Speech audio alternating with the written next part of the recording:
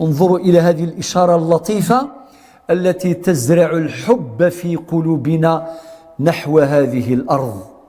هذه الأرض إذا أحسن استثمارها، إذا أحسن استثمار الخيرات التي فوق الأرض وتحت الأرض، فهذه الأرض نعمة من نعم الله عز وجل علينا. باش ناكلوا لازم نزرعوها، وكنزرعوها والأرض وفية، نزرعوها تعطينا القمح والشعير، نغرسوها وتعطينا الزيتون والنخلة وتعطينا كل شيء، أليس كذلك؟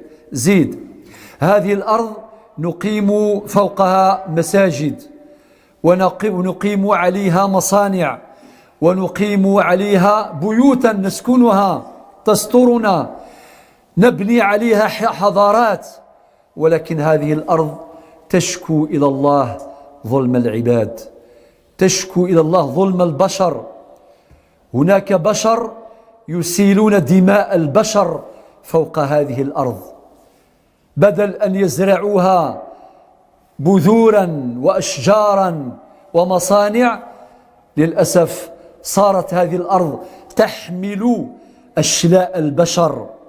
هذه الحروب والفتن التي تحصل هنا وهناك بتدبير من الأقوياء الأذكياء وبتطبيق من وتكفي الإشارة.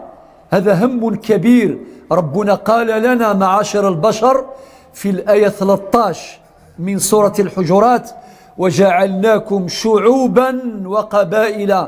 ما قالش باش تديروا الحروب والفتن، باش تسيلون الدماء، قال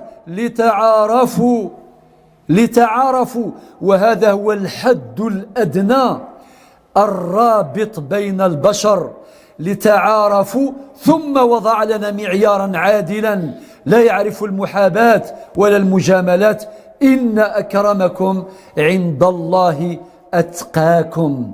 هذه الأرض حينما نموت تستقبلنا وتقول لنا: مرحبا بكم أهلكم.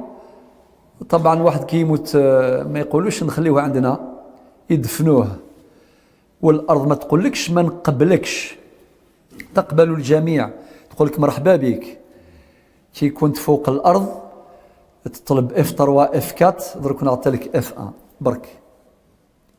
وكلنا إلى ذلك المقام، إلى ذلك القرار.